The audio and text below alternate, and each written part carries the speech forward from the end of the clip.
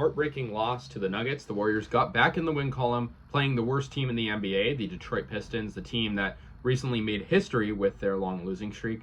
But the Pistons got back in the win column against Toronto, and were looking to defeat the Warriors. The Warriors got a narrow 113-109 victory over Detroit to get the Warriors back in the win column. And yeah, Detroit is a horrible team. They're going to go down as maybe the worst team in NBA history this season, but they are a lot better than people think, I personally think, because a lot of their games are close. They take teams to the final moments, and they kind of did that with the Warriors. Bogdanovic had a clutch three for them that got them the lead, but Steph Curry's heroics got the Warriors the win that they deserved. And, you know, this game had some stories as well. Chris Paul fractured his hand. He's going to be out probably a month or so, and that's a big blow to the Warriors and the Warriors' depth at the guard position. Of course, with Gary Payton II also injured too. So really, really big blow to the Warriors. Also, prior to this game, Jonathan Kuminga had come out and said that he's lost all faith in the coaching staff and Steve Kerr, and Kerr's unwillingness to play him after he was benched for basically the whole fourth quarter against Denver. Well, Kuminga had a really good revenge game. He came back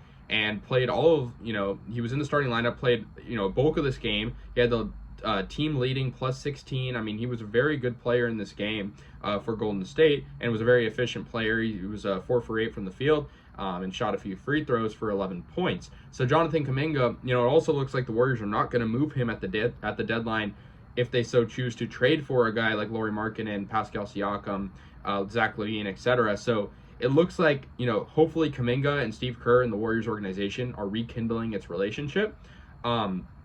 But moving along, Steph Curry, 26 points, team leading, and that was complemented by 19 from Klay, who had a very nice game, plus 14 on the court for Klay, 3 for 9 from downtown, and 6 for 18 on field goals. Not the best shooting night for Klay, but he was efficient, and you got to give that to him. One player that stood out to me, though, was Dario Saric off the bench. 17 points for him, led all bench players with points, and he was very good from three-point range, 3 for 5. He also had to guard James Wiseman, obviously the former number 2 pick of the Warriors back in 2020, returned to the Bay Area for the first time since being moved last trade deadline.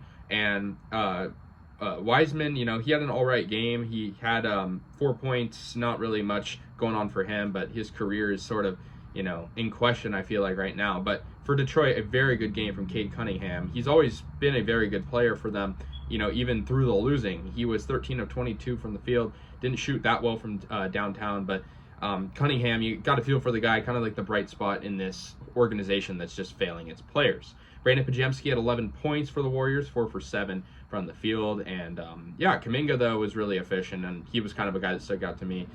Trace Jackson Davis also had 11 points and did not miss a shot, so that was very good, and the Warriors needed to get back in the win column, not just because they're playing the Pistons, who, if you lose to the Pistons, a 3-32 team, you look horrible, but the Warriors are coming off a very disappointing loss, and we're at a point where the Warriors are fringe playoff team, fringe play-in team, and have a difficult schedule following, the Raptors next. They'll have the Pelicans, Bulls, Bucks, and Grizzlies, and all those games could be difficult for them.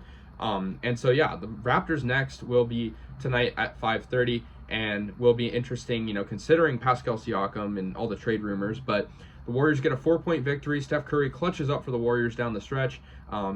Free throws and three-pointers were what got them the victory, and a good one for the Dubs, especially following such a disappointing loss. I'd love to see what happens, with Draymond Green being reinstated as well, and that should be interesting. Andrew Wiggins, a guy who's been kind of the focal point of some trade talks as well, only had 3 points in 19 minutes, but Jonathan Kuminga had the most minutes tonight, and I think it shows that, Steve Kerr cares about the players' concerns. And yes, you can, talk about Steve Kerr being not the best coach for young players, and I do agree with that, but he listened to the outcry, and Kuminga, 36 minutes, had a very good game, and I think it'll show that he's going to give him probably those same minutes if he keeps up the good play.